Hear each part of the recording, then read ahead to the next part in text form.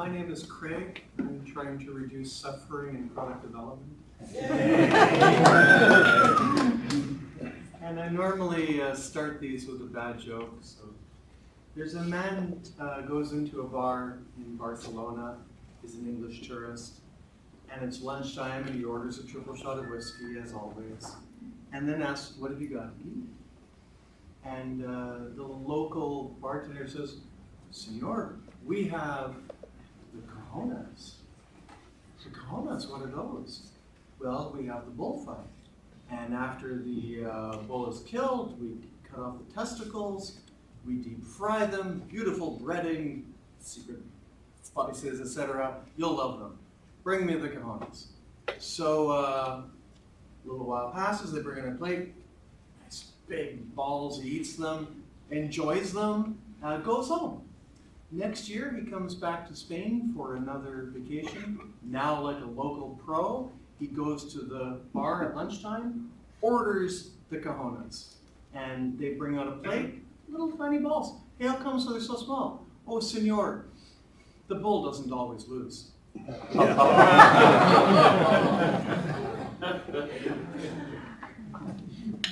It's downhill from there.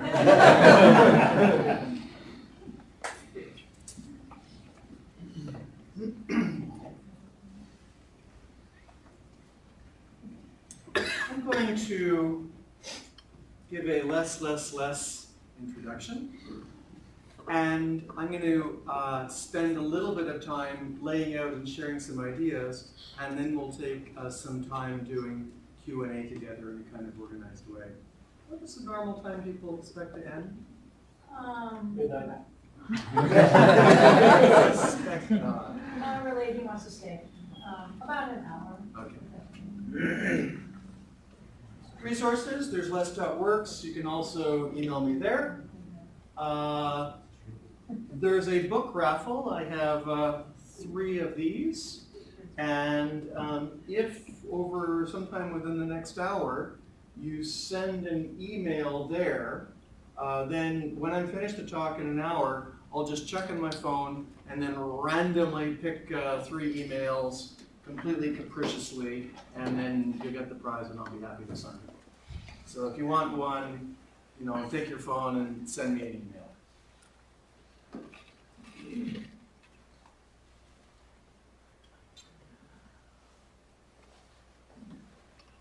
Scaling.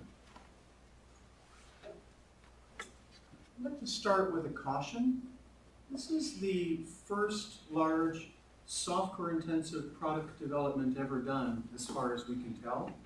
It's called the SAGE system, created starting in the late 1950s and then through the early 60s. It was originally estimated to require, let's say, this many programmers, this much time, and it actually required that. And so after it was over, one of the directors was asked, if you have to do it all over again, what would you do differently? And he answered, find the 10 best people and write the entire thing themselves. So this is a lesson from the first large-scale software-intensive product development. And I think it's a lesson which is relevant today as then. Now, I've really been fortunate to work in large multi-site offshore development for years. For example, I've just flown here from Munich and BMW. I'm working on the self-driving car there. We've done a less adoption. I make a lot of my money as a hands-on C++ developer. So I kind of work across the stack. I work with senior management to do the organizational design change and then focus hands-on. I work primarily as, to be a mouthful, I work as a embedded legacy C and C++ TDD mob programming coach. That's how I try to make as much money as I can. So I work very, very hands-on. And so I've had the good fortune to work in this area for many years. And I'd like to kind of boil down our advice for large multi-site offshore. And that is don't. Don't. And yet, Groups still, quote, scale. Some of the reasons are compelling. Hard to do that with one team. You might need two. But a lot of the questions are questionable. A lot of the motivations are questionable. And so a rhetorical question is less for scaling. And now I'd like to sort of apologize for a kind of false advertising. Because less is not for scaling. And people often ask me what's a good approach to scale, and I really don't know. I don't care. I think it's a horrible idea, and it's completely the wrong question. And anyone who learns about less, even the name itself, will come to learn that this is the exact opposite of scaling. We've got no interest in enabling heroin addictions. What less is for is descaling. Less is an organizational design, not for scaling, but for descaling organizations. And we consider this to be a much deeper and more powerful idea than the idea of scaling Agile. How can we apply Agile at scale in our big, complex organization? I've heard this question, you might have had this question, and I'd like to suggest it's not the right question. And trying to answer it is essentially just providing heroin for the addicts. Traditional large groups are complicated, but not because they need to be. It's not an intrinsic complexity. It's an artificial complexity which arises from an unnecessarily complex organizational design that creates the illusion of complexity. And then on top of this self-inflicted wound, we then add scaling Agile smeared paste. And we're trying to suggest something different.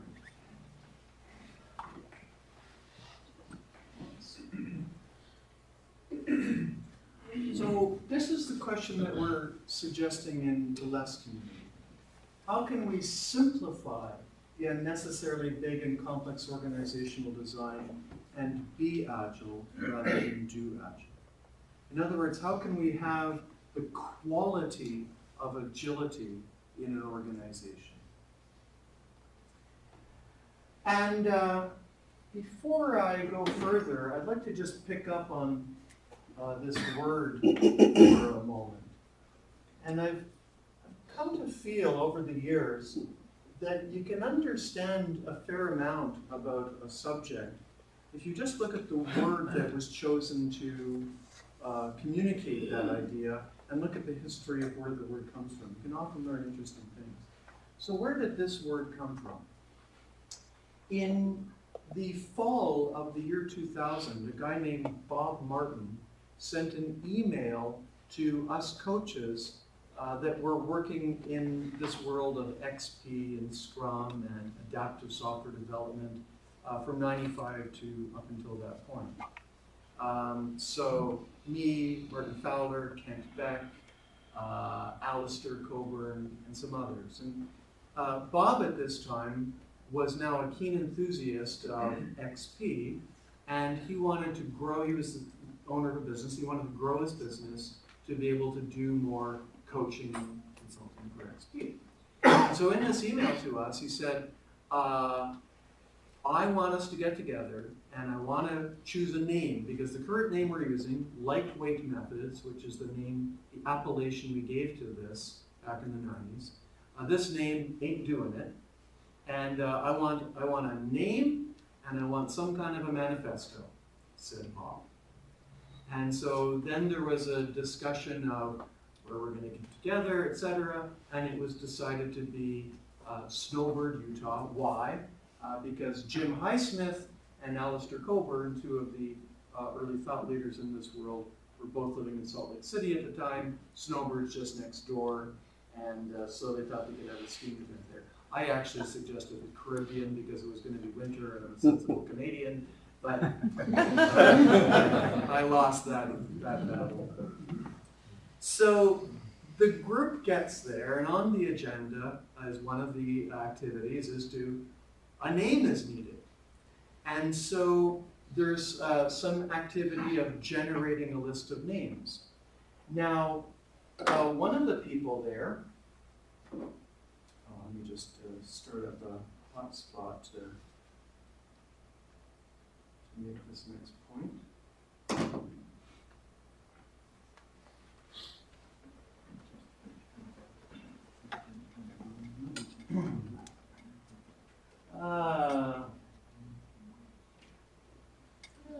There we go.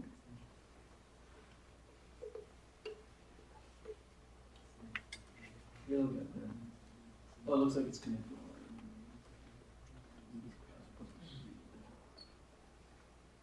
Yeah. One of the people there was the author of this book.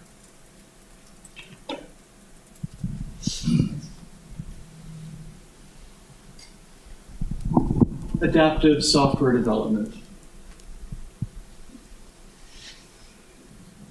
Jim Highsmith, one of the founders of our movement.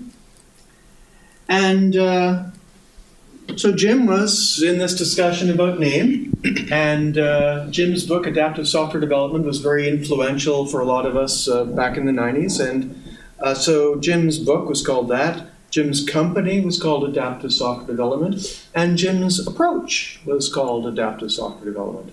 So what word do you think Jim suggested? Software? Yeah, exactly. So Jim suggested adaptive. So that got on the voting list. Mike Beadle was also there. Mike was the co-author of the first book on Scrum with Ken, Agile Software Development. You can see his name there, Mike Beadle. So Mike was there. He was just murdered a couple of weeks ago in Chicago, by the way.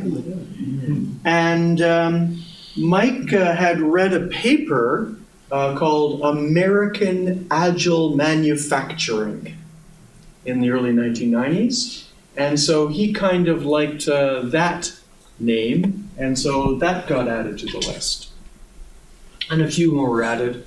And then there was voting. Now, a historical point that not very many people know is the following. That because most of the people at the group were self-employed consultants, they had the following thought. If we vote for the word adaptive, Jim's going to get all the business. And the reason why the word agile got a few more votes than the word adaptive is out of the selfish desire by all the coaches that Jim wouldn't get all the business. And that's how we got to where we are today. And it could have easily been the case that your meetup group was called Adaptive Seattle or whatever instead of Agile Adaptive. What's that? What did you vote for? Oh, I ended up not being there. So a week before I was due to go, I was chief scientist at a company based in Paris, and they said, you have to come to this big thing in Paris. So I had to skip it at the last minute. But anyways, the key point is that this could have been the word. But there's a deeper point that I want to make. Another word, by the way, that was on the list was flexible. And I want you to notice that the choice of words that the group was making, that none of these words implied fast, none of these words implied productive or efficient, none of these words implied value, none of these words implied quality. Most of the people in the group knew very clearly what they were trying to say. And they weren't trying to say that XP, Scrum, etc. were for this, but it was for something else. What is that something else they were trying to say? And really, Kent Beck laid this out very well in his extremely influential book, which I urge you to read if you haven't understood where people were coming from in starting this movement, which is Extreme Programming Explained, especially the first edition where he lays this out very clearly. And what we were trying to suggest is, I think, something that's very clear to you all, but in a way is worth really spelling out.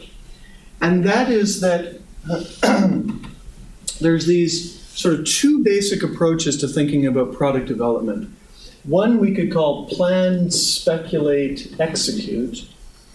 And this is based upon the often unexamined assumption that we can know, that we can speculate something with relative confidence and therefore plan and execute based upon it.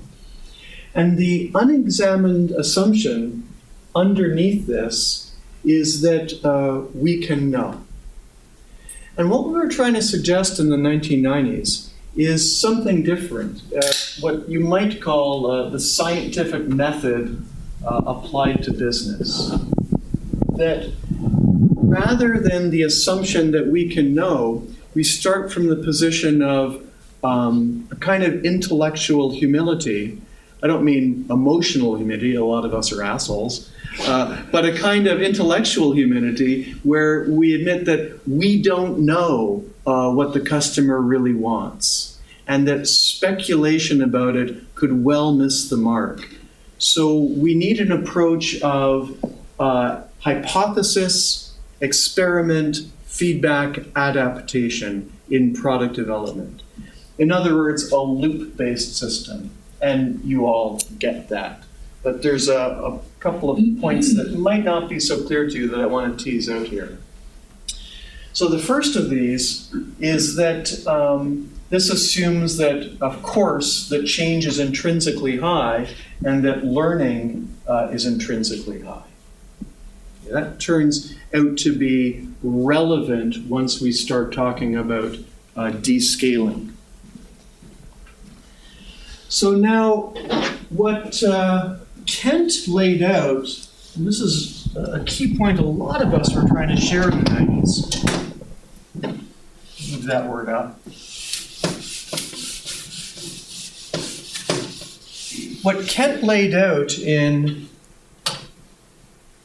XP Explained, you could kind of say is the following idea, that if we agree that a scientific method in business is desirable, that we're going to take this path of intellectual humility where we say, we don't know. We need to create a feedback loop. That if that's true, that if therefore as a corollary we have a loop-based system, that we have to reduce the friction of running this loop. If running this loop is costly or fussy, then the system's going to fall apart. And then creating a scientific method approach to business, there's going to be friction around running that way. I'm just paraphrasing what Kent laid out. And if, therefore, you ask the question, what makes a loop-based system have friction? If you have a background in process theory, one is called the transaction cost of the process cycle. This is just all of the activity, the overhead of completing a process cycle. A trivial, extreme example would be, I know you're all quite young, so you probably haven't heard of this, but back in the 1970s, we used to do this thing called manual testing, where humans would actually interact with a computer to test it. And so in this old 1970s approach, the effort to complete a process cycle had a lot of overhead related to this thing called manual testing. Another source of friction is the cost of change. The cost of changing in an unanticipated direction. So, as run as a thought experiment, the group takes a step in some direction, and then there's some learning so that somebody says, stop everything and change in the direction you didn't anticipate before, how costly is that in terms of effort, time, etc.? And what Kent was laying out is that these are the two things you have to pay attention to if we want a loop-based system where we can have a scientific method in business. This is all, really introductory stuff, but I want to connect some really basic dots here. So this then leads to an interesting question. Imagine that your entire product group is 7 people in a room. So your whole commercial product, everybody you need, is just 7 people in a room. And then in that case, if I ask the question, what are the factors that will influence the transaction cost and the cost of change? Because these are the things that support the ability to be adaptive or be agile. To connect it to the slides that I'm talking about what does it mean to be agile? It means to be adaptive. To be adaptive means that these have to be low. So if we ask the question, in the case of that one team of 7 people in one room, what are the factors that influence that? I suggest to you it'll be these kinds of things. It'll be the native IQ of the people, their psychological health, both individually and to work together, their education, the tools that they have, both physical and digital, the techniques that they use. And that if you can improve these things, then you can significantly, at a first order effect, influence the transaction costs and the cost of change. But now let me give you a different scenario, because that's not the world I work in. My world might be more like 700 people on a single product. And imagine, just as a thought experiment, they were organized into 7 cities in 7 groups, each city group having 100 people, and they're organized like this. The first city, 100 UX analysts and HI designers. The second city, 100 business analysts and specifiers. The third city, 100 architects. The fourth city, 100 front-end programmers. City 5, mid-tier programmers. City 6, back-end programmers. City 7, 100 testers. Now, many of the organizations that I've come into over the decades, some variation of that is the original organizational design.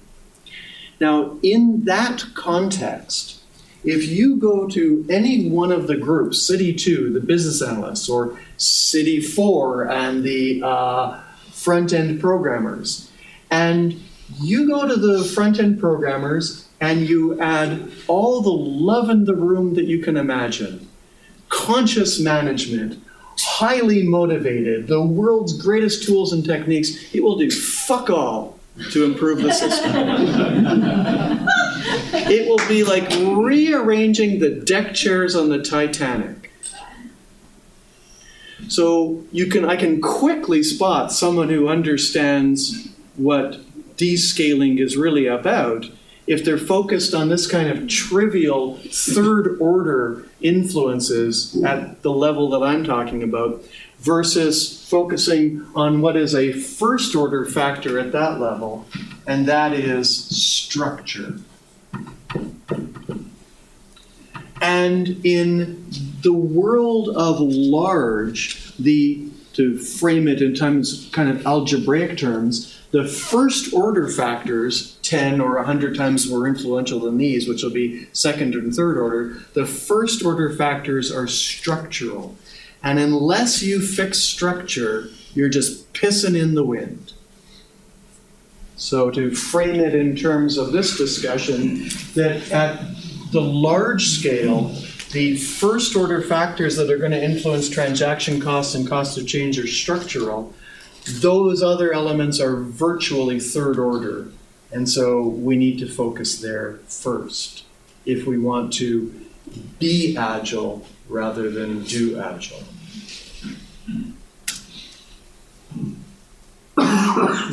And so what LeSS is about at a high level is descaling the organizational complexity by deleting and eliminating almost all of the existing structures.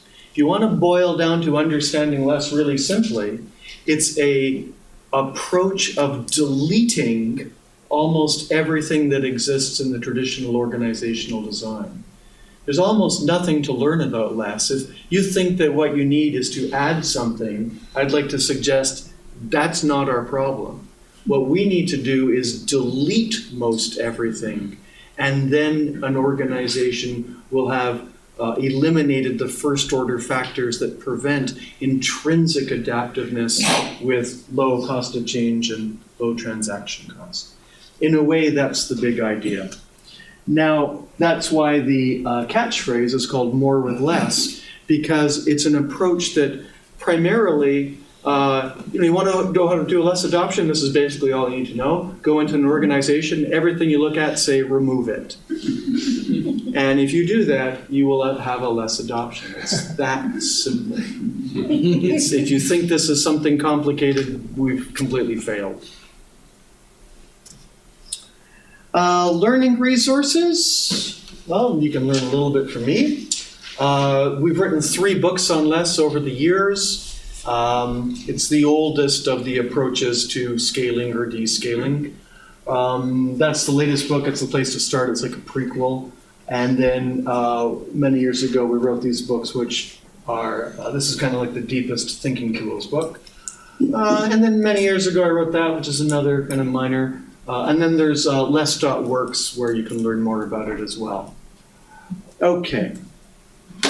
Let me now give you an example of what I mean by descaling rather than scaling.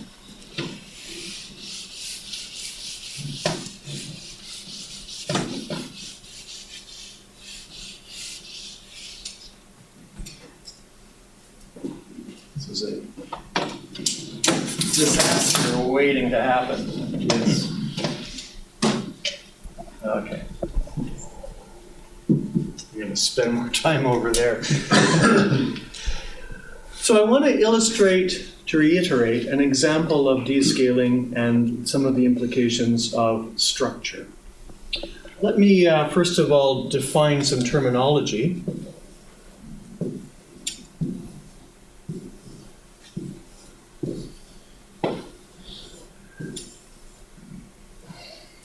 Component teams. These are programmers. These little dots are programmers. They're not important enough to get anything bigger. And these are components. What do I mean? Components are chunks of code. And component teams means that programmers are attached to chunks of code. So if you've heard of concepts like a microservices team, that's a component team.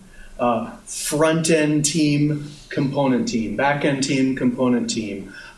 Services team, component team. Platform team, component team. Framework team, component team. Library team, component team. API team, component team. The names vary, but the bottom line is that it's some chunk of code with a group of programmers attached to it. So what? Let's consider the story of some end-to-end customer requirement, F1, if there's an organization that's designed like this. Now, the first thing to note is that this is very likely, that the complete, true customer end-to-end requirement is going to cut through multiple components. So what? What are some of the implications of that? Well, one right away is that probably there's going to be a need to divide that up into smaller work packages and give the smaller work packages to those 3 component teams. Okay. Here's another implication, which is that this isn't the only thing that's happening in the organization. This is also happening. And now we see another implication, which is that we have the question of competition for this team's time. Which do they do first? Now, it doesn't seem very complicated in that case, but that's not the reality. The reality is it's F1 through F50, and rather, this is the reality, and not just there, but here, and here, and here, and here, and so forth. So now when you ask the question, what does this team do first, what does that team do first, as you can see, it's a little bit more complex. Let's take this a little bit deeper.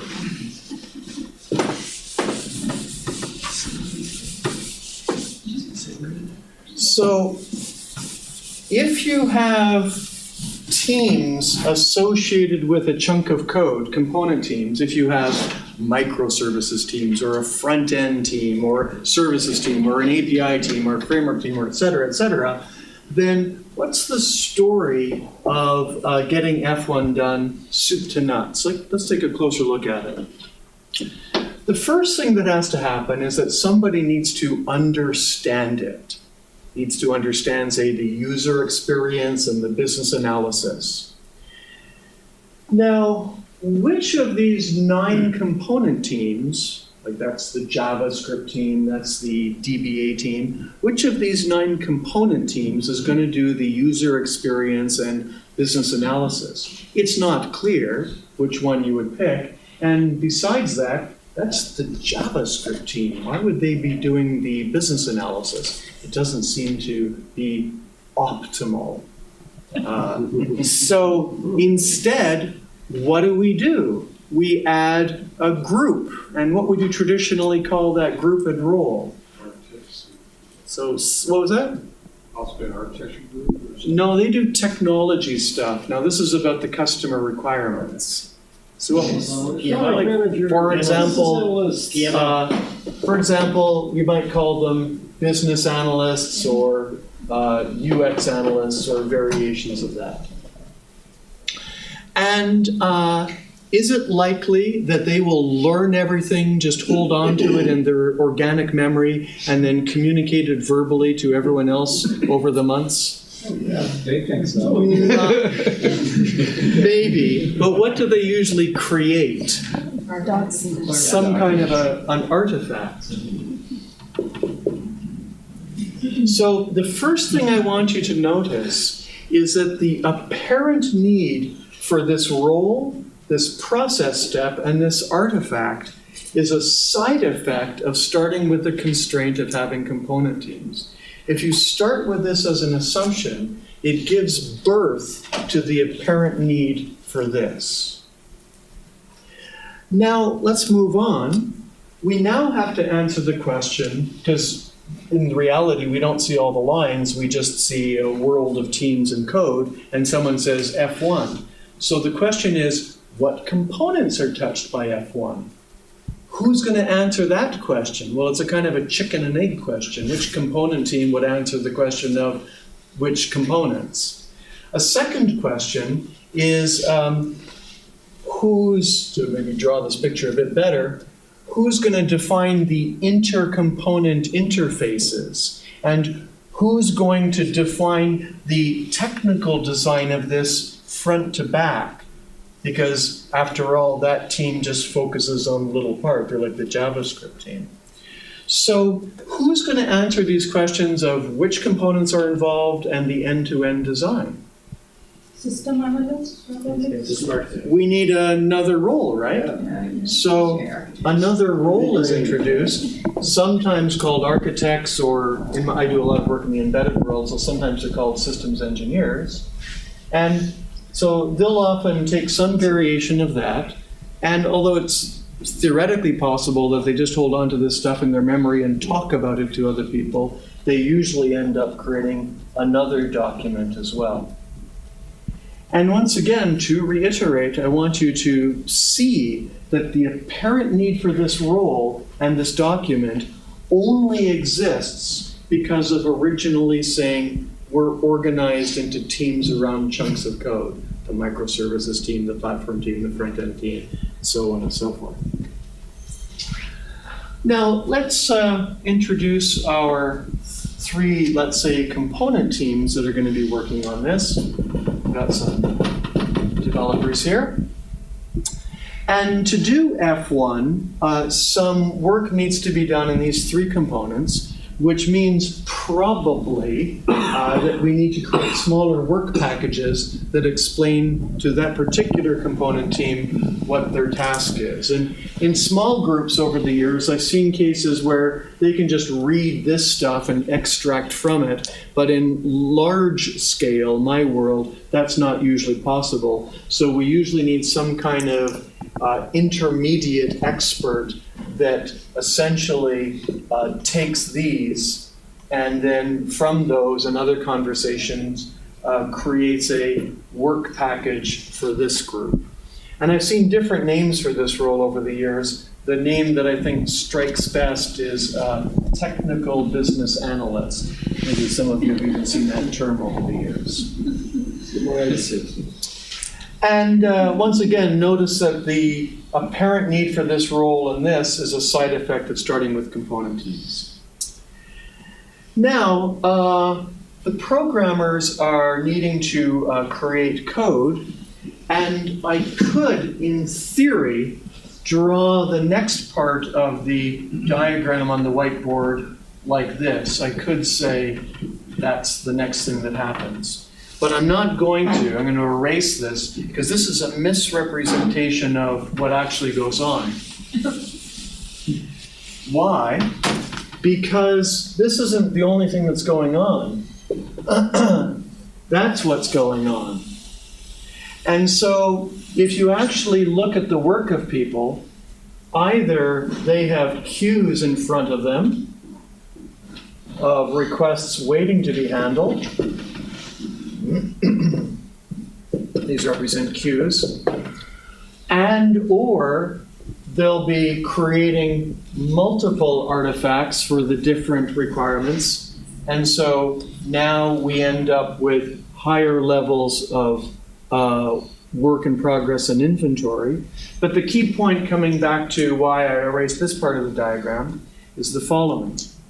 If you look now at all of these work packages in front of each component team, if you ask, imagine, for example, the work packages for F1, F1, and F1 come into these three teams. Now, do you think each of these is exactly 17 person hours in all three cases? Obviously not. There's variability in the effort across these three component teams. So if you were to assume that they're all working on their part of F1 at exactly the same moment in time, that's not true. Because the work package sizes are different, the work starts to get done asynchronously. And another reason it gets done asynchronously is because of this problem here. And there will be people pushing for different prioritization with different items with respect to this team. So this team might get pushed to increase working on F1, while this team gets pushed to work on their part of F2. And for both of those reasons, the varying prioritization at this level and the different work package sizes, for those reasons, the work starts to get done out of order. And it can just be a couple of weeks out of order, or when I was working and living for a while in Hangzhou, China, I found, I worked with a group where there were two component teams, and this team did their part of F1 11 months out of order from that team during their part of F1. Now that's surely an extreme case, but it illustrates the dynamics. So consequently, to draw a picture of the code all coming together kind of misrepresents the situation.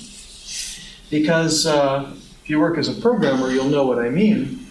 This group is writing, because per definition the feature cuts across the components, So this group is likely to have you to be writing code in which they're going to be making a call to say some operation here. Let's just call it operation X.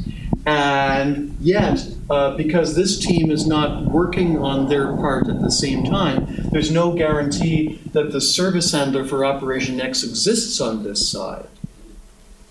And consequently, they can't do continuous integration because the other bits of the code aren't there microsecond by microsecond, so they have delayed integration. In fact, what's amusing about these groups, several things that's amusing. One is that you can go to this team and you can ask them, tell me about your integration practices, and they can say, oh, we're doing continuous integration.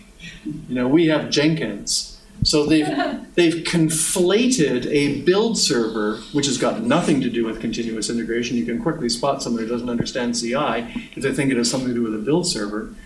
Speaking as one of the first XP coaches, where the idea comes from, what continuous integration really means, and I know this will be surprising, it means to integrate continuously. It means it's a developer behavior. Integrating continuously is a developer behavior. It's not a build server. It's the behavior of pushing all the code all together all the time. So we have delayed integration going on here. By the way, another amusing thing when you ask a team is you ask them what's that, they'll say, oh, that's a customer requirement. Okay, so there's a delayed integration. Now, at some point, we gotta get this all together. So it's like this code needs to be put on different trucks. It rolls down the roads on the trucks and is taken to the truck factory where you take it off the trucks and you stick it all together. Now, who's gonna do that? It's not exactly clear which one of these component teams would do the truck traveling management. So let's make another group. Let's call them, I don't know, integration engineers. And they're going to take that code off the trucks and then try to stick it all together and finally integrate it. And once again, this problem and this apparent role is a side effect of having started with component teams. Now, rhetorical question, does that just go smoothly? No. And in fact, if you have a background in computer science, you'll know that there's a super linear relationship between the number of lines of code that have been added before integration and the number of integration problems. It's a super linear relationship because coupling increases super linearly typically with respect to the number of lines of code. So as a consequence, there's now going to be interruption back to the team to handle this integration step. So not only do we have this, but we have another source of interruption as well. Well, finally, it's time to do the end-to-end testing. Which of these three teams is going to do that? It's not clear. So what do we add? We need a testing team. And so we have a testing team, and they do the end-to-end testing. The need for this team and that process step is a side effect of originally having set up with component teams.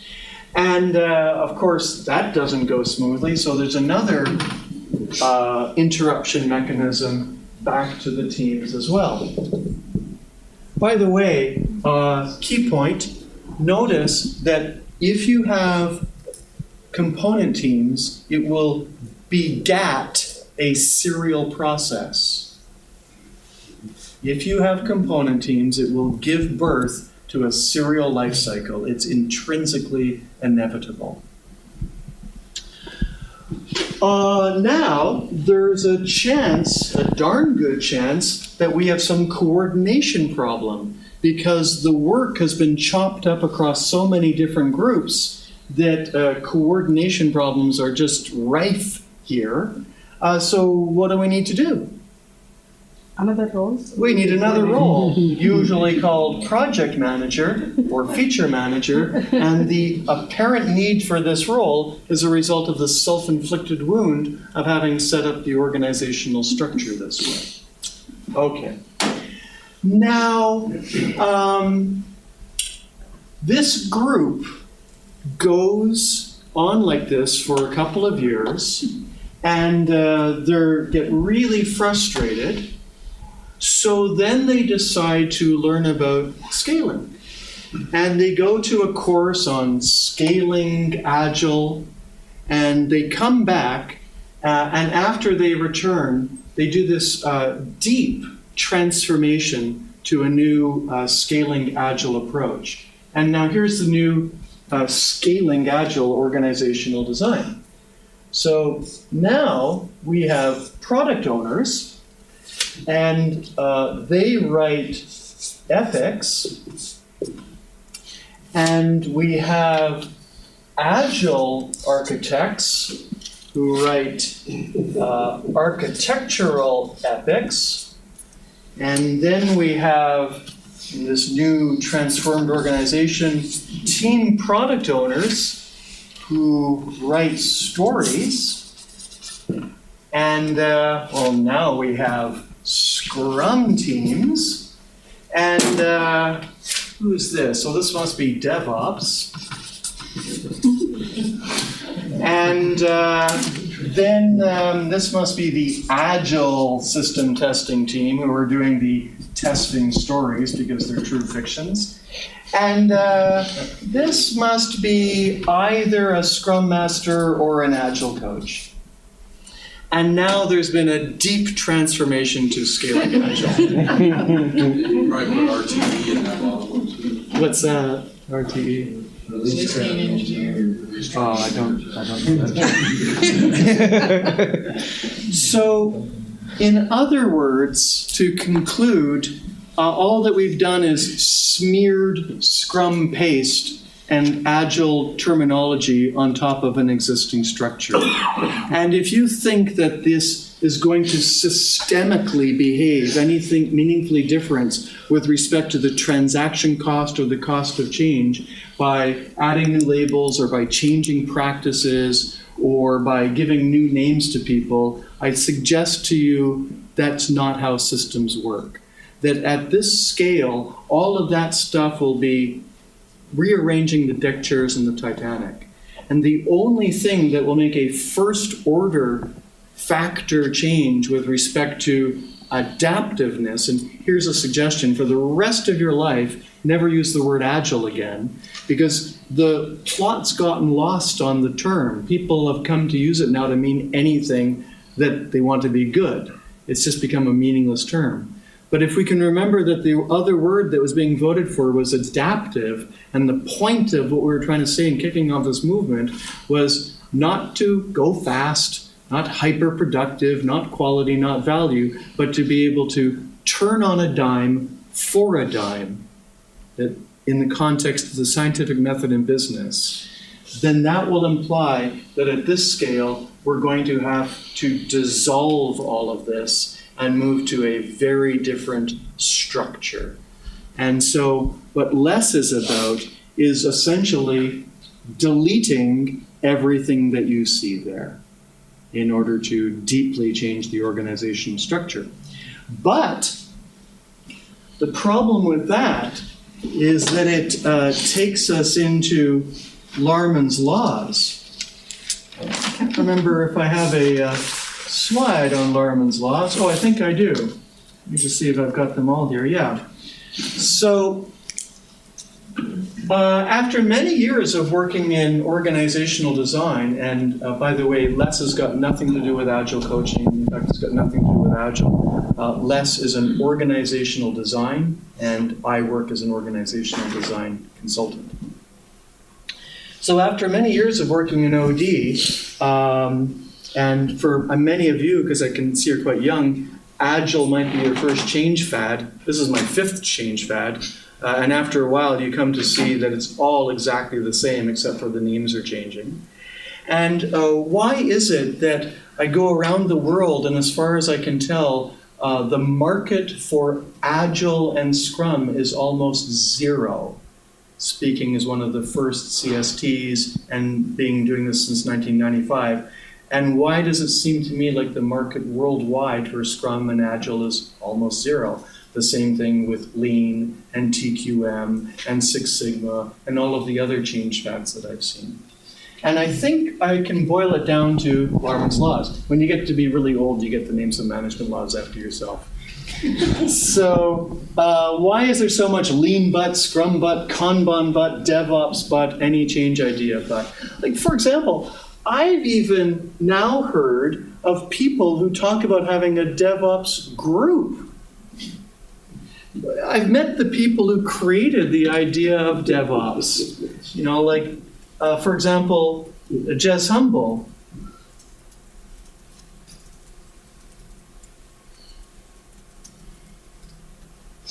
I don't know if you guys have been paying attention. Oh, I did that one wrong.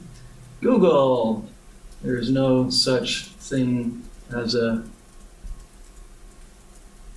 DevOps group.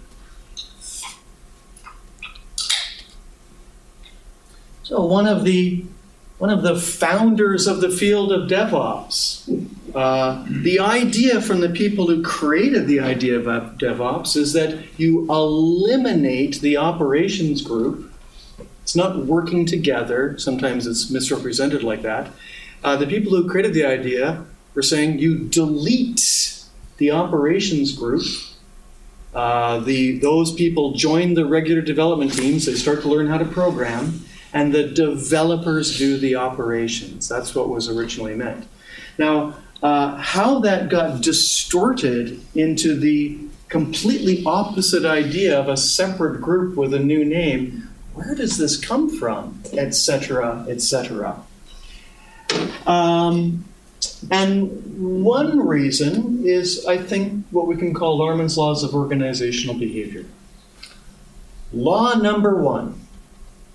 Organizations are implicitly optimized to avoid changing the status quo middle and first level manager and specialist positions and power structures. So this is an implicit optimization. You're not going to find a plaque on the wall that says, we're for the status quo. But if you actually cut through the bullshit and you actually look at organizational behavior and structures, you can see in the presence of change initiatives that there's a huge amount of activity to self-preserve manager and specialist positions and the groups thereof. Number 2, as a corollary to 1, any change initiative will be reduced to overloading or redefining the new terminology to mean basically the same as status quo. And if that's not crystal clear to you, you're not paying attention. Number 3, as a corollary to 1, any change initiative will be derided as purist, theoretical, religious, and needing pragmatic customization for local concerns, which deflects from addressing weaknesses in manager specialist status quo. This is a trick. If it's the first time you've seen it, you get lost in it. But after you've seen it 40 or 50 times over 40 years, you start to see the pattern. And the pattern is a variation of, there's some manager who wants to self-preserve the position. Like, oh, you couldn't possibly mean that Scrum actually means the complete elimination of PMO and the entire concept of projects and project managers, could you? No, that would be a purist definition of Scrum. So then right away, you see, we're deflecting from the fact that I don't want to give up my self-preservation of my position, and we're now shifting it to like, look over there instead of don't look at me holding on, clinging to these positions and power structures. So whenever you hear the change criticized rather than the person who's doing the criticism, you can almost always guess that there's some threat to their position. And number 4, as a corollary to 1, if after changing the change, some managers and single specialists unfortunately are still displaced because they couldn't thoroughly kill the change, they become coaches, trainers for the change, reinforcing number 2 and number 3. And if this is your first change fad, pay attention, you will see this play out. And then in 7 or 10 years, there'll be the blue pants management change fad, and you'll see all the same things playing out again, but just with different terminology. And in 20 or 30 years, organizations will be exactly the same they are as today, as dysfunctional, as wasteful, with much overhead of single function, limited groups, self-preserving overhead positions, because the root causes are never being actually addressed. We talk about it as, oh, it's a culture change. And you can quickly spot someone with very limited experience if you think you can change culture. Or mindset. Culture and mindset are outcomes of the organizational system. So that's really trivial to understand if you actually look at it closely. So imagine you've got an organization with a job title called business analyst, with a career path from BA1 to BA4, with an appraisal system where twice a year they meet with a manager of business analysis to see if they're ready to go to the next level and get more salary. And then you come into that organization and you say, Scrum, Agile, why don't you focus on learning JavaScript and editing videos, and don't worry about that BA stuff, become multi-skilled. Well, essentially, you're making a request for people to behave in a way which is fundamentally different of what everything important in the organizational design is signaling them, which is that we're going to be appraising on you on being a business analyst. This is your career path. You're going to get more money for that. So until you actually change the organizational structure and move, for example, as we do in LeSS and Scrum, to a new job title called product developer, and we formally shift everyone to a new job title called product developer with a career path where you make more money the more different skills you know, until you actually set up the structures like that, you're really just in a fantasy land if you think you're going to change mindset and behavior just through proclamations. You have to fix structure. And that's why the 5th and last of the Larmans Laws is that culture follows structure. You need to start by fixing the organizational structural elements, which means deleting most of them, if you actually hope to get the mindset and culture changes, which may follow thereafter. Now, by the way, this is a large-scale comment, and it's the exact opposite in startups or small scale. If you're a startup with 6 people in a small office, then structure follows culture. Because the 6 people that come into this small room, they'll have their personal behavior, their values, and so forth. And when it's that small, their values and personal culture and mindset will shape the nascent and amorphous organizational structures that need to be in place, as little as they are. And if you've ever worked in a startup, you know exactly what I mean. But has anyone been in a startup that went from like 10 to 100? Okay, so you might know the following experience. There's a one day when you're walking down the hall when you see a face you don't recognize and you don't know the name. There's that's like, oh, wow, something has changed here. Now, then the clock starts ticking because 4 months after that, the HR manager is hired. And then you get the email that says, hi, we're at 90 people now. It's wonderful how fast we're growing. And because things are so chaotic here, I've decided it's time to put in place our career path system and our new group definitions. And then it starts. And then it shifts from structure follows culture to now culture follows structure. And as you move to 500 and 1,000, now the organizational structural elements of groups, hierarchy, career paths, it becomes strongly influential on the way that people behave. Well, I think the less said, the better. So that's probably a good place to end for the formal part. And now what I'd like to do is we'll take this for 30 minutes and then we'll close off. And of course, if you feel like this is darn boring and you want to leave now, you're most welcome to. But we're going to work the following way. I'm going to set a timer for 3 minutes, and I'd like to invite you to get together with another person, for example. And in the 3-minute period, which I'll be starting in just a sec, I want you to talk together and generate questions. And then in 3 minutes, we're going to come back together, and then I'm going to round robin for the next half hour until we've exhausted our time box. See you in 3 minutes. Let's come back together now, and just as a reminder, in the 30 minutes we'll do the book raffle.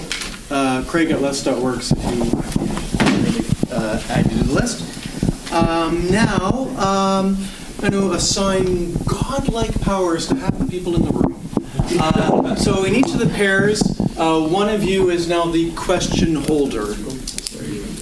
All right, so now I have a question for the question holders. Is there a question holder in the room that was born in the month of January? Can you please share with me any question? How do you convince clients to pay you to dissolve them?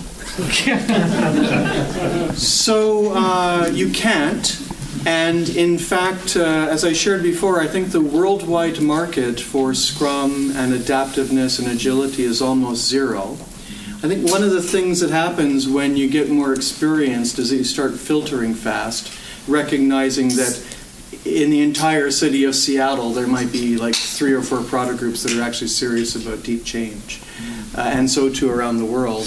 And so you just start filtering fast so you don't waste your time. You know, life is short.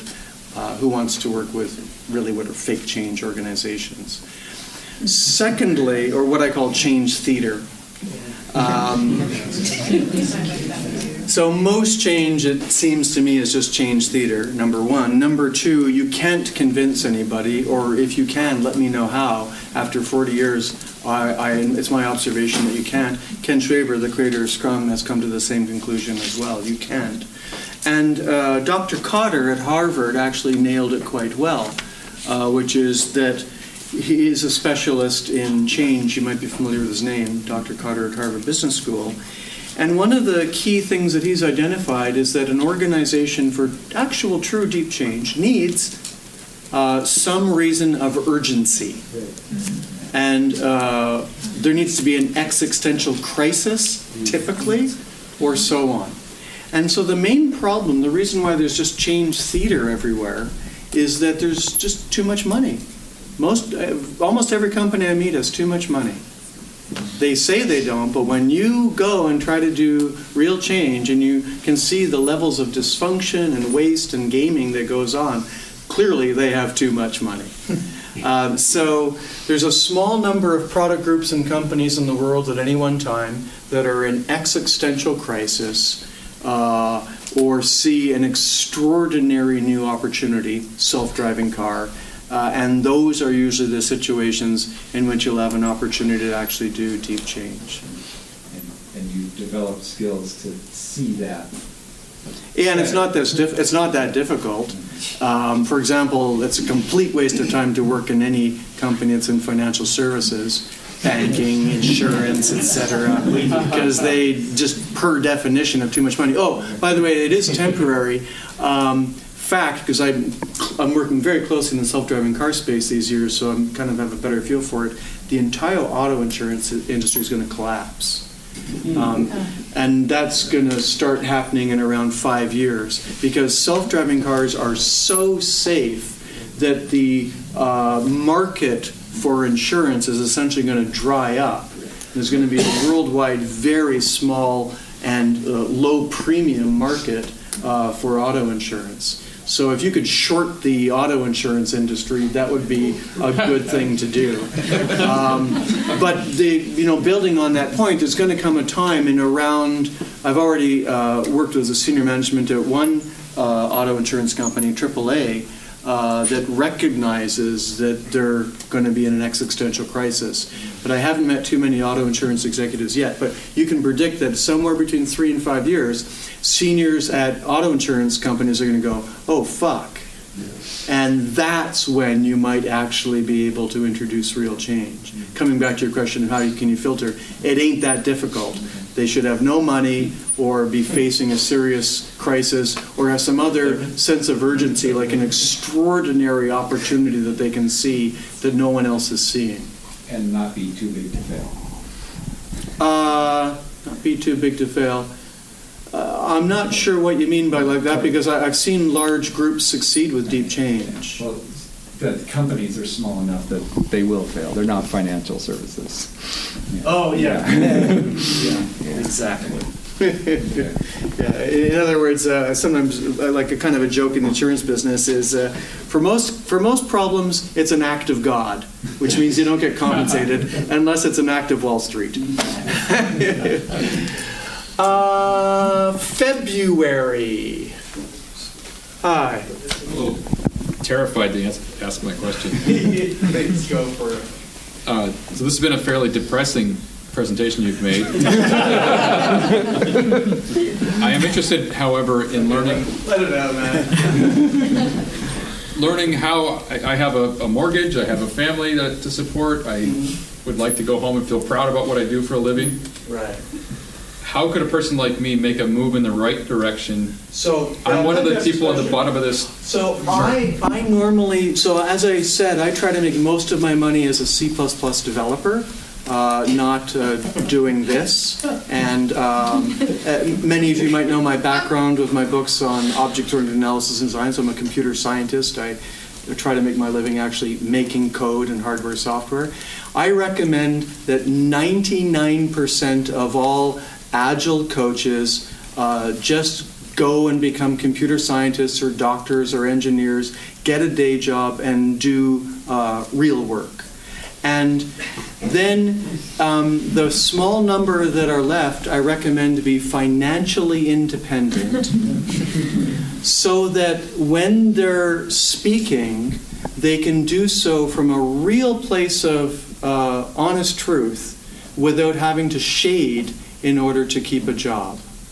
And if that happened, there'd be a lot less of this fake change, and I think a lot less of the dysfunction that arises from it. Is that a follow-up? Because I don't want to take out-of-order questions. Okay. I mean, kind of. I mean, what about all the greatest companies out here are following these frameworks? I mean, what's the argument against that? They were just good ideas anyway? Or? I don't have any argument against Okay. it. I kind of miss your point. Okay. I think I missed the point then on it. Okay. Sorry. Yeah, my question, or my point was about Agile coaches, most of which are just essentially enabling fake change, be far better for the world. And it's really not just Agile coaches, it's management consultants. That's the generalization. So that if 99.9% of all management consultants, of which Agile coaches fall under, went back to a day job, the world would be a much better place. March. Yes. So, following up on all your other inspirational and optimistic views. I'm a defantasist. I appreciate that. But, okay, so here in the Seattle area, we have large wireless operators, not to be named, who might be considered one end of the change acceptance spectrum, the structure spectrum. Yeah, they almost certainly have too much money. Yeah. We have a couple of examples like Valve and Cumulo. Valve on the very far end, they've really gotten away with structure. They don't have any.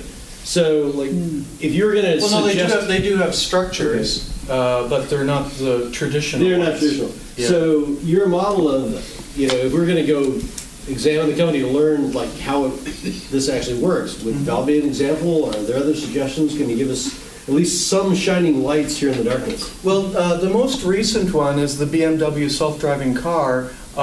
Someone told me that just a couple of days ago on LinkedIn, people started to share videos that explain what we're doing there in Munich. Wow. Okay. So that would be a place to look. But if you want to understand the structure of LeSS, you start with the third book. The basic atomic unit is a feature team, which is a team which is completely cross-component, full stack front to back, as well as cross-functional. That's the core structural element of LeSS. I'm just like, actual real-world examples of where it's working. Yeah, so that's a place that's fresh in my mind. Good. April. Yeah, hi. Hi. You have now these agile teams, right, or developers, however you want to call it. And then you have management. And there is a wall between them. There is tremendous friction happening, as you mentioned in the organizational design. Yeah. How you start working that conflict and friction between those, because one wants to be agile, the other one wants to control. The biggest question is always when you have a large project that you cannot break it in chunks. Now you have issues with budgets, executive reporting, and all that mess. That, I understand the question. Those problems only exist if it's being done bottom up. If you start above all of the middle managers, and then, as with all LeSS adoptions, virtually all manager positions are eliminated before a LeSS adoption, the problem goes away. So most young change agents try to approach the problem unskillfully, which is to somehow talk with the single specialists and managers who want to self-preserve in their positions. It's a lost cause. You're just in a fantasy if you think that'll change anything.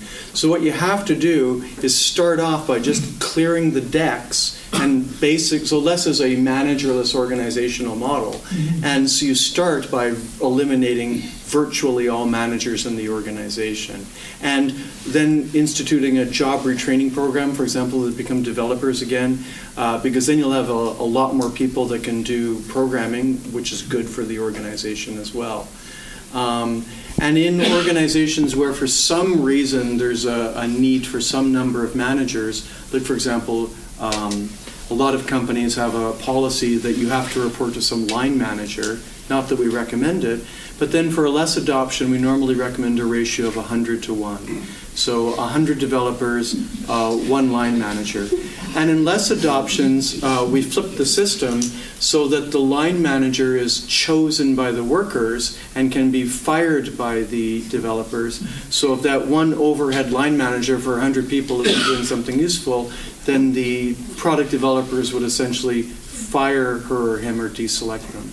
And when you put those two elements in place, eliminating almost all manager positions, and then you moved, in the rare case that there's any left, where they're essentially selected or deselected by the teams, virtually all of these problems go away. Also, I'll mention that in LeSS, there's no projects allowed, no programs allowed at all. It's a product-centric model.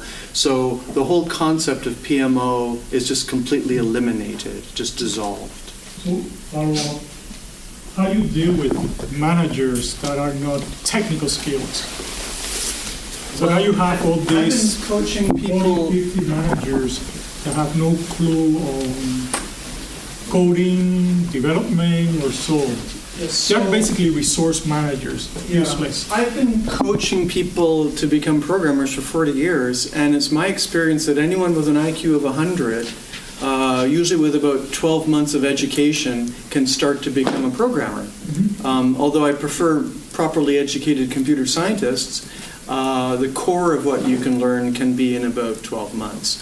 So a typical job retraining program is then, for example, just specialized programming courses and kind of programming boot camps for these people, and then bringing them into the future team when they're kind of past the baby step. And then in LeSS adoptions, we often do a lot of mob programming, and in working that way, these people start to be able to fit in and contribute. Thanks. Okay. April, that was May, so now to May. May, yeah, hi. Hi. So, how do you find these organizations? They're kind of some like unicorns. If one walked in the room, I think we'd all identify them pretty easily, but where do we go look for them? Well, there's so tag on few LinkedIn in the profile? world that I don't know how you would find them. Look for organizations where there's an existential crisis, as a rule of thumb. So insurance. People who don't have any money. Well, I mean, the crisis may motivate change. There's then that slim chance that they actually make the right change. Yeah, a lot of those. It's better to increase your odds, but If they have enough money, they'll hire McKinsey instead. therein lies the challenge. Again, but I don't normally recommend looking for them. I recommend that most people get a day job, work as a programmer or a doctor or something like that. So that was May, June. Yeah. Okay, so yeah, Brandon. So you told this story of feature F1 gone horribly wrong. Could you tell a quick story of how feature 1 could be done differently or better? By changing structure. So unless all of these groups and roles are eliminated and we reform into feature teams, where a feature team draws from all the component teams and all of the single specialties, and then people start learning secondary and tertiary skills, and then F1, which comes in at the beginning, F1 is given to a feature team, or more precisely, a feature team volunteers for F1. And then, key point, they do everything. The analysis, the user experience investigation, all of the architecture, all of the programming, all of the integration, and all of the testing, so that there's no handoff to anybody else. And so that dramatically simplifies the resolution of the problem. Did that answer your question? Yeah. Okay. July. August. So you answered a couple of our questions, which was where would you start with the structure change, and then this kind of human impact of this, and how do you reconcile that? Our other question was, there still is this human nature of, from a customer standpoint, and even from an executive standpoint, of wanting to predict the future, and you needing to have confidence and some sort of system for predicting the future that will make them confident in it? In some organizations, in a lot it just doesn't matter. Companies like Facebook, they don't even talk about estimates, for example. They consider it utterly irrelevant. So let's not start from the assumption that companies have to do estimates. It's usually unnecessary. So always in LeSS, we don't start by providing a drug for lung cancer. We start off by asking, why do you have lung cancer, and address the root cause. Like another example, before coming back to your question, portfolio management. So some people ask the question, it looks like LeSS doesn't have a story for portfolio management, which is a sign that the persons don't understand LeSS at all. Because the question to ask about portfolio management, the right question is, why do you have portfolio management? And they'll answer, because we have programs. So if you eliminate programs, then the need for program portfolio management goes away. Okay, so that solves one kind of portfolio management, gone. So LeSS, we don't, enable the dysfunction, we solve the root cause by eliminating the need. Or another kind of portfolio management is product portfolio management. Why do you have product portfolio management? Because we've got lots of products. Why do you have lots of products? Because they're narrowly defined. Now in LeSS, we define products very broadly. So for example, in an entire bank, there's like one, maybe two products in a bank. And once you discover that in almost every company, no matter how large, there's one, two, maybe three products, then the whole need for product portfolio management disappears, because you've defined broad product definitions. So winding this back to the estimation question, instead of starting off with how do you enable the dysfunction of doing estimates, we really want to ask the question, really? Is it truly necessary? Because 99 times out of 100, it's not. And there's just deep dysfunctions behind it. But I'll give you a counterexample where it's truly necessary, which is like in the case of a car. So if you're in the car business, you have to make a new manufacturing plant, and you have to set up robots and buy all kinds of specialist equipment in order to manufacture the cars. And just making that plant is a multi-billion euro investment, and it's going to be, and you've got to set up a whole worldwide service chain and marketing for the car. So the point is, you better be ready for what's called start of production, September 1st, 2021. And if you're not ready by that date, you're fucked. So this is a time where the estimation for the future isn't artificial. It has a true intrinsic real need. So I'm distinguishing between real need for estimates and prediction versus fake ones. And in that case, where there's actually an intrinsic need for estimation, then I like to bring out all of the skillful means that we know. So in my world, I'll do a combination of wideband Delphi and Monte Carlo simulation, which are two powerful techniques to improve estimates. I don't know if you're familiar with those two techniques. So that's how I normally approach estimates when they need to be done. Yeah, let's take a follow-up then. Yeah. Maybe the way I phrased it, I was a little more interested in less estimates inside the company and more, in your case, like getting the funding to build a plan. Like if your job of your company is to sell other people this product that will come, can you speak to that a little bit? Like I think you had S for speculation. Like in some businesses, you're actually selling that speculation. That makes sense. Yeah, but that's rarely in large-scale cases. That's much more likely in the startup case. The world of large scale is like the world of telecommunications equipment, cars, planes, et cetera, et cetera. And so the scenario that you describe, although theoretically possible, doesn't usually come up. Well, there you mentioned on the bank that have only few products. Can you say what those two, because there are large companies like General Electric or Costco or so that have multiple products. Yeah. I just want to understand that definition. Yes, so first of all, I'm talking about hardware software products. I'm not talking about Corporations. let me define my term by product. I don't mean a financial product like a mortgage. I mean hardware software products, what LeSS is for. So in a bank, let's say it's a retail bank, how many software products does a retail bank have? Probably one. We might call it accounts. Now, if you think about it, of course, there's the depository side of accounts, but loans, everything about loans is just an account with a negative rather than a plus. And then it's all just variations of the same thing. I worked a lot in banking. So what most banks think they have in terms of software, they might think they've got 300, 3,000 software products. But from the point of view of LeSS, they just have one big product. And that's winding that back to, therefore, there's no need for portfolio management once you go to broad product definitions. Yeah, when I was going back to the General Electric or at Costco, they have like Costco Fuel, they have ancillary business, they have multiple areas like pharmacy, generally, that each of those have different systems. Yeah, and then those are those products? Those would be truly separate products. Like, for example, a product to control MRI devices is truly a different product than a product for pharmacare, for example. Was that July or June? That was August. September. Okay. Yeah, hi.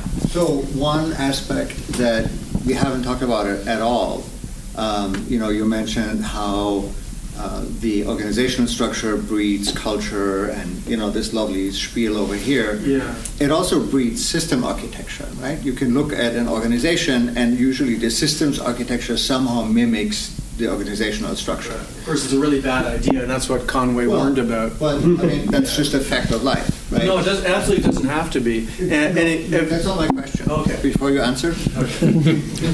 So how, if you have a given architecture, systems architecture in a company, a lot of the shops around here have SAP implementations, that huge surface area. Mm-hmm. How do you tackle that with 1, 2, 3, 4, 5 feature teams Well, In your model, how you is the bring an question organization like that specifically about into... SAP? I just want to disentangle the questions there, because the one thing you were asking about was architecture, and then the other was an SAP adoption. Do you want me to take the SAP one first?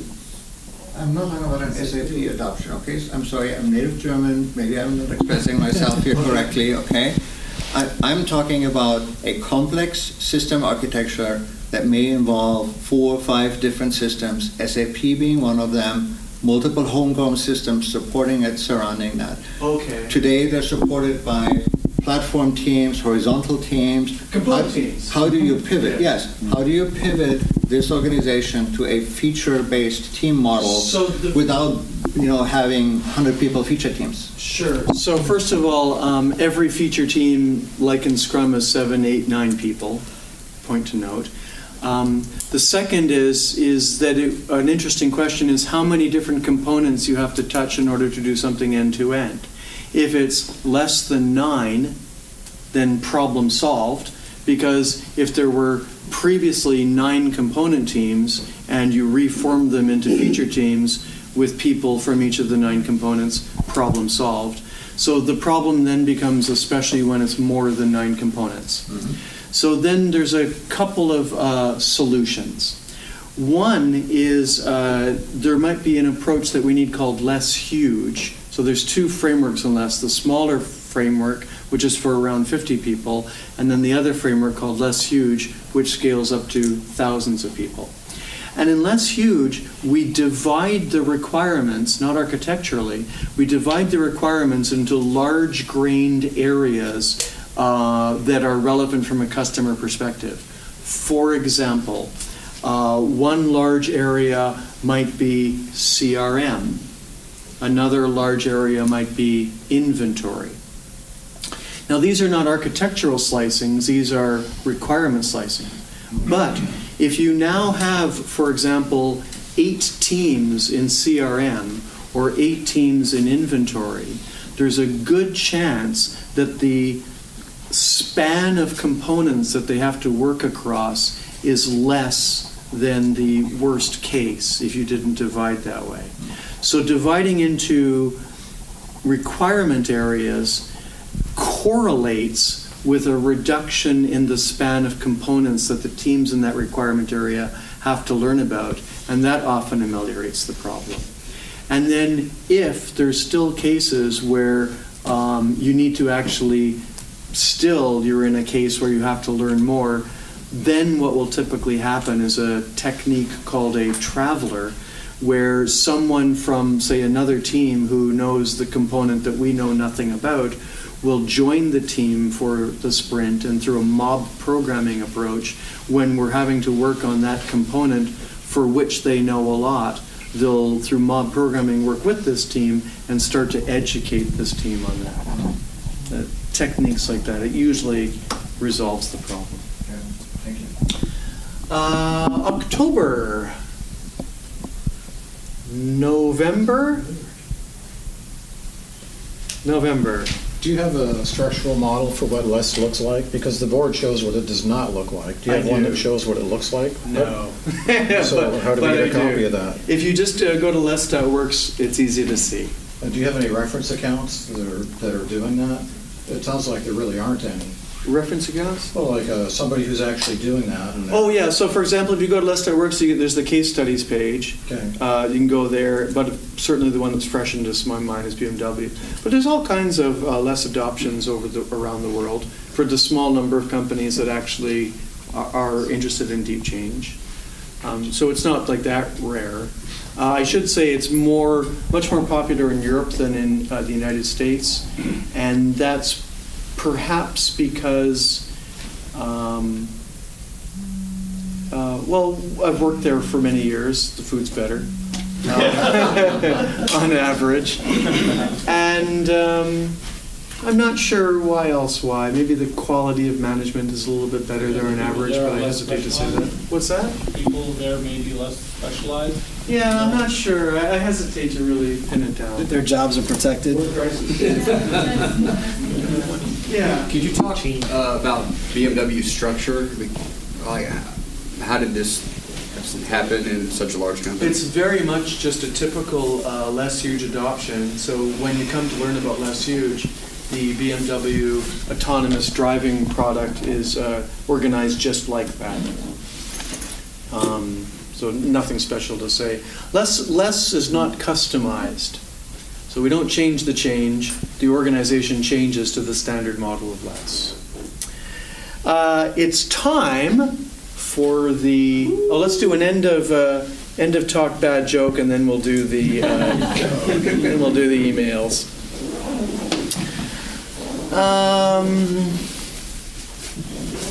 Do you have a time for this, or is this for better? Trying to decide how low I'm going to go here. Let me see. There's no basement here. A programmer walks into a bar, goes up to the bartender and orders a triple shot of whiskey, and then sees on the stool beside him a little frog.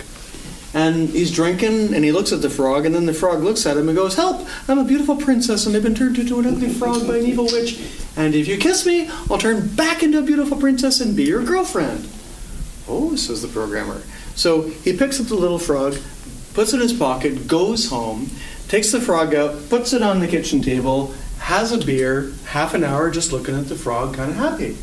After half an hour, the little frog princess gets a bit impatient and says, "Why don't you kiss me? I'll turn into a beautiful princess and be your girlfriend."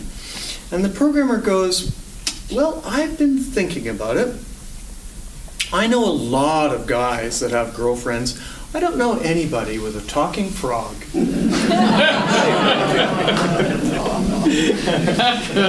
Okay, let's do the book raffle. This is like really random. So Garrett Bolton. And Barry Smith and Ricardo Garcia. All right. And I'll be happy to send these. Thank you for your time. Thank you.